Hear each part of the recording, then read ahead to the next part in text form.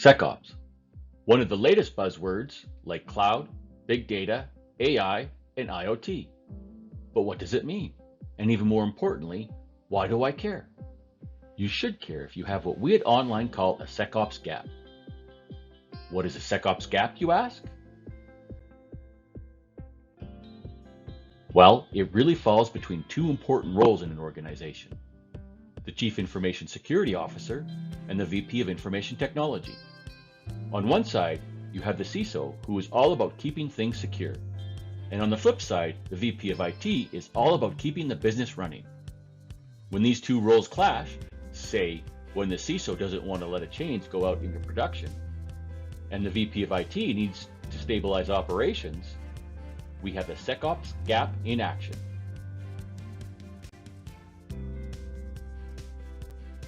Diving into this relationship further, we have the security-minded people looking for specific outcomes from the operations people in IT, how to run things securely.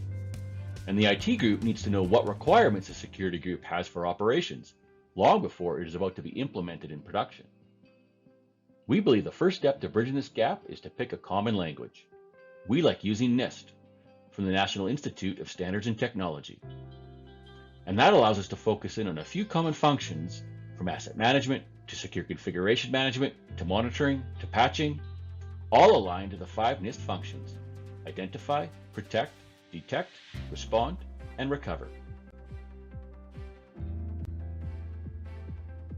We believe when we get security and operations talking the same language, we can start to close the gap between these two groups and then begin operating more as one.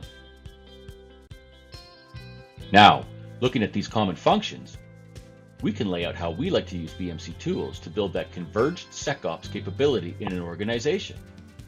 The first step is to start with asset discovery, client management, and cloud security to gain an understanding of what the current state is. Second, we want to prioritize what to work on, and we utilize configuration compliance and vulnerability management dashboards to gain that business context of what's important. And third, we want to drive to automation in things like patching and integrated change management to free up the scarce time in the security and operations teams to hopefully become more proactive together. We've seen it work. When we follow this approach, where the operations and security teams do begin working closer together, in essence, solving problems as one team. It no longer feels like there's this impassable gap to success any longer.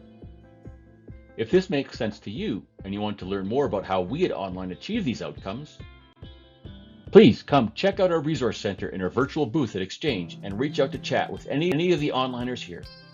We'd be more than happy to help.